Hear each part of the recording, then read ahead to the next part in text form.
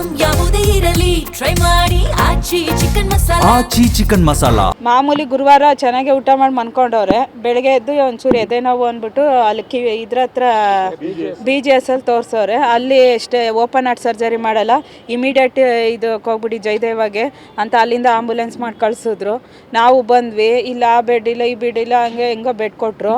ಸರಿ, ಇನ್ನು treatment start ಮಾಡೋ ಶುಕ್ರವಾರ ಎಲ್ಲ ಮಾಡಿದ್ರು, ಶನಿವಾರ ಎಲ್ಲ ಮಾಡಿದ್ರು, ಭಾನುವಾರ ಎಲ್ಲ ಮಾಡಿ ಇವತ್ತು ಬಂದ್ಬಿಟ್ಟು ನಾಳೆ ಡಿಸ್ಚಾರ್ಜ್ ಮಾಡ್ಕೊಂಡು ಹೋಗ್ಬಿಡಿ, ಅಕ್ಟೋಬರ್ಗೆ ಡೇಟ್ ಕೊಟ್ಟಿದ್ದೀವಿ, ಆಪ್ರೇಷನ್ ನಿಮ್ಮ ಡಾಕ್ಟ್ರು ಫುಲ್ ಬ್ಯುಸಿ ಆಗಿಬಿಟ್ಟವ್ರೆ, ಅಕ್ಟೋಬರ್ಗೆ ಬನ್ನಿ ಅಂದರು.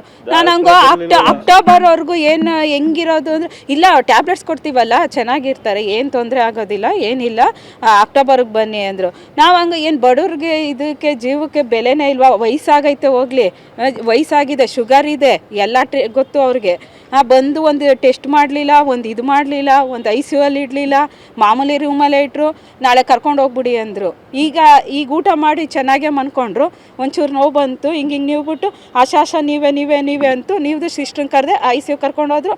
ಇಲ್ಲ ಆಗೋಯ್ತು, ಹಾರ್ಟ್ ಎಲ್ಲ ನಿಂತೋಯ್ತು, ಮುಗೀತು, ಹೋಗಿ ಮನೆಗೆ ಅಂತಾರೆ. ಈಗ ಹಿಂಗಾಗೋದ್ರೆ ಹೆಂಗ್ ಜೀವನ ಅಂತ ಡಾಕ್ಟ್ರು ಅಕ್ಟೋಬರ್ವರೆಗೂ ಬ್ಯುಸಿ ಅಂತೆ. ಆ ಡಾಕ್ಟ್ರು, ಅಯ್ಯಪ್ಪನ ಹೆಸರು ಏನು ಗೊತ್ತಾ, ಅವ್ನ ಮುಖನೂ ನಾವು ನೋಡಿಲ್ಲ, ಸರ್ಜರಿ ಡಾಕ್ಟ್ರ್ ಅಂತೆ. ಅಯ್ಯಪ್ಪ, ಸರ್ಜರಿ ಅಂತೆ.